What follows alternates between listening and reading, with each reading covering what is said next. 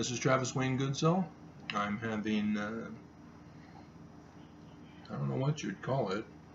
It's chocolate chip muffins, I guess, although I did it in one pan, so they're not really muffins. So a chocolate chip cake.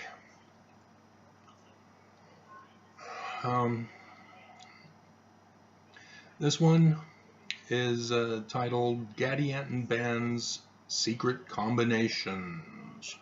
Ooh, dark and mysterious. Also from the 17th or 18th of July, 2018. And lo and behold, the Books for Dummies has one on conspiracy theories and secret societies, and thus you saw the picture at the beginning.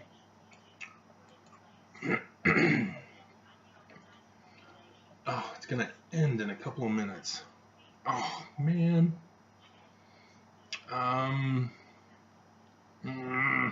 Alright, I'll cut and splice. Okay.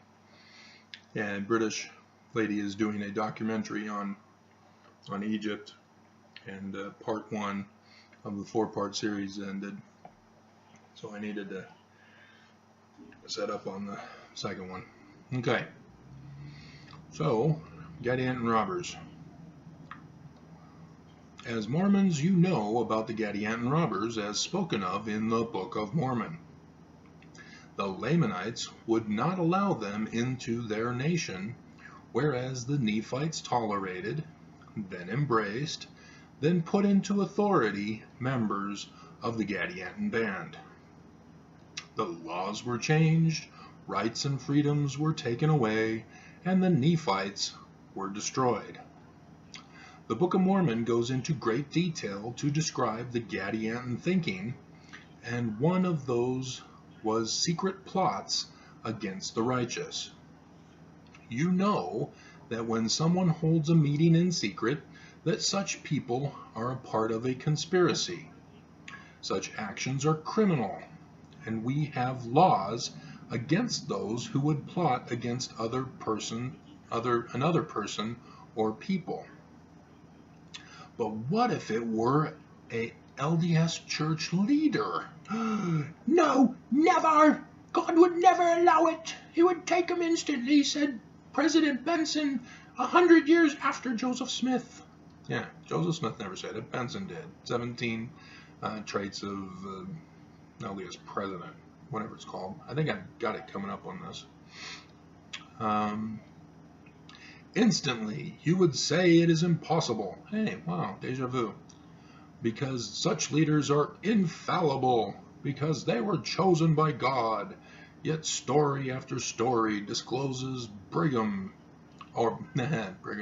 bishops who rape little boys or trick his membership into a pyramid scheme. You know church leaders are not infallible. If they commit a crime, there is no double standard for them. You do not get a pass to commit sin and crime by virtue of obtaining a priesthood leadership position. See Doctrine and Covenants, section 121, verse 37. You cannot, as a priesthood leader, just as with anyone, take away rights and liberties of another. Allow medical marijuana. Bishops cannot plot against their congregation members to silence them or remove them from society. As in was my case. Everyone knows this to be true, yet tonight I learned that my bishop has been secretly plotting to have me removed from society. He already removed me from his congregation, and the stake president has done nothing to stop or punish him for it. Now he wants me removed from society because of telling the true doctrine here on this website. And on YouTube as well, I guess. He apparently hasn't been watching my YouTube videos. Exposing the corruption, the abuse, the hatred, the evil that permeates the church leadership and passed on to the members. Remember, Mormons have once threatened my life over the internet because they are too cowardly to do so to my face. Yes, so in the beginning when I was doing this, there were Mormons who confronted me about thinking they knew better about the doctrine than I did, and that they were going to put me in my place just like the Antichrist in the Book of Mormon, and I silenced them all. Because when you're in the wrong, you always lose. I tell the truth about faith not being knowledge, and Mormons rage. I tell the truth about what tithing really is and how it is supposed to function, and Mormons rage. I tell the truth about testimony, and Mormons rage. Oh, so much fun being a drama queen. I tell the truth about the Book of Mormon's precepts that expose evil precepts by pointing out true precepts, and Mormons rage. The evidence is against you, and you provide the evidence.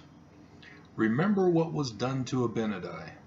He exposed the corruption and sins of the people and of King Noah and his priests, and he was imprisoned, tortured, charged as a terrorist, and mentally ill, and then murdered when they couldn't turn him under duress.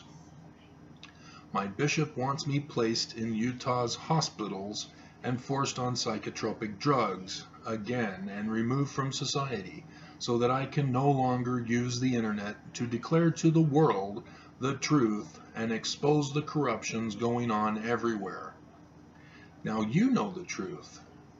Now you know my bishop has proven he is not of God, and his authority to lead is gone. Doctrine and Covenants 121:37. He has committed crimes against me, and I don't have the money to sue him.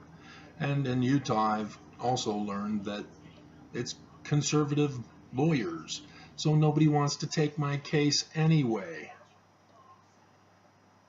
I only have the internet to expose him, so that you will know that if I disappear or am murdered, you will know the ones responsible. So you see how well this works? I expose them on the internet, and I'm safe. Nobody touches me. Again. Back in 2008, there was no such thing. There was no YouTube. I didn't have the internet, and so yeah, I couldn't warn the world about what's going on, and thus they removed me from society without a trial for 6 years. So yeah, the internet is a great tool. It's saving my life. Do you see how easy it is to discern by using the Book of Mormon as your standard of judgment? We are in Armageddon when it is prophesied that the wicked will be destroyed. So, if everyone is wicked, guess what? Everyone dies so that none will remain. This will be done by you, not God. Not me, you. Wickedness never was happiness. That's a quote from the Book of Mormon, in case you didn't know. So yeah, lots of fun with these videos. So yeah, when people realized that my website was producing these videos, it's just like boom, skyrocketed with views. But it took some time for people to become aware of it. So it's going to take some time before people to become aware of these YouTube videos.